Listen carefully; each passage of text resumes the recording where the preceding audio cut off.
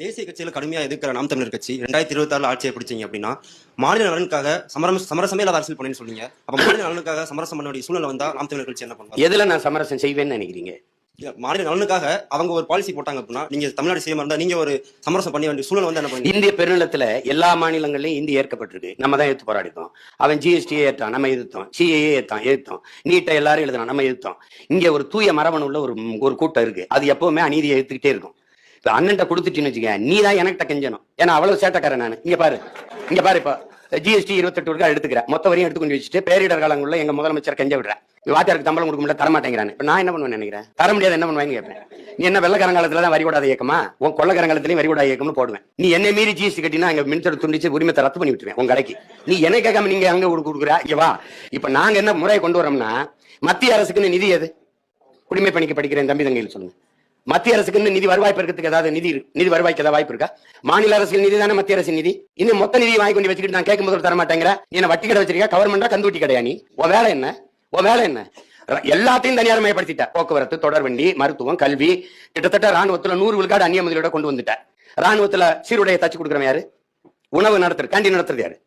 சொல்லுங்க, யாரு நடத்துறது? எல்லாமே தனியார் கொடுத்துட்ட. எல்லாத்தையும் தனியார் கொடுத்துட்ட. நீ வந்து பீரங்க எங்க வாங்கின? ரபேல் போர் விமானம் எங்க வாங்கின? பிரான்ஸ்ல. துப்பாக்கி எங்க வாங்கின? சரி, எந்த நாட்டோட சண்டை போட்டு நீ காப்பாத்த போற? யார்கிட்ட பதில் இருக்கு? எல்லா நாட்டிலையும் ஆயுதங்களை வாங்கி குவிச்சு வச்சு இதுல எந்த நாட்டோட சண்டை போட்டு என்னை காப்பாத்துவ? உலக தரம் வாய்ந்த ரபேல் போர் விமானத்தை இந்தியாவுக்கு நாம் தயாரிச்சு கொடுக்கணும். பிரான்ஸுக்கு எதுவும் நேர்த்திக்கடன் இருக்க? நீ என்ன ஆட்சி வச்சிருக்க? இங்க பாரு, நீட் தேர்வு இருக்குல்ல, அதை நடத்துறவன் யாரு? அமெரிக்காவை சேர்ந்த ஒரு தனியார் நிறுவனம், ப்ரோமெட்ரிக்ங்கிற தனியார் நிறுவனம். ஓ நாட்டுல சிறந்த மருத்துவ மாணவர்களை தேர்வு செய்ய இந்த ப்ரோமெட்ரிக்ங்கிற தனியார் முதலாளிக்கு ஏதாவது நேர்த்திக்கடன் இருக்கா தம்பி?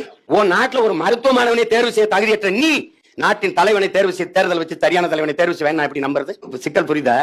இப்ப என்ன பண்ணுவேன்னா, 75 விழுக்காடு அந்தந்த மாநிலங்களுக்கு நிதி, மீதி 25 விழுக்காடு உனக்கு தருவேன். எதுக்கு? வெளியுறவுத்துறை வச்சுக்க, பணம் அச்சிடுதலுக்கு வச்சுக்க, பாதுகாப்புக்கு வச்சுக்க. மீதி எல்லாம் அந்தந்த மாநிலத்துக்கு கொடுத்துரு. எப்படி? நிர்வாகத்தை, அதிகாரத்தை பரவலாக்கிடு. மொத்தத்தை குவிச்சுக்கிட்டு மேலேறி உட்காந்துக்கிறாத. இந்த வேலையை வச்சுக்கிறாத. இப்ப மாநில அரசு சட்டம் போட்டா மத்திய அரசு கேட்க மாட்டேன். மாநில அரசு போடுற சட்டத்தை மத்திய அரசு கேட்காத. நீ போடுற சட்டத்தை நான் என்ன இதுக்கு கேட்கணும்னு போட்டேன்னு வச்சுக்க. இங்க நீ ரைட போட்டு நீ தான் எனக்கு டீ வாங்கி கொடுத்துட்டு போகணும். தேநீர் நீ தான் வாங்கி கொடுத்துட்டு போகணும். புரியுதா உங்களுக்கு?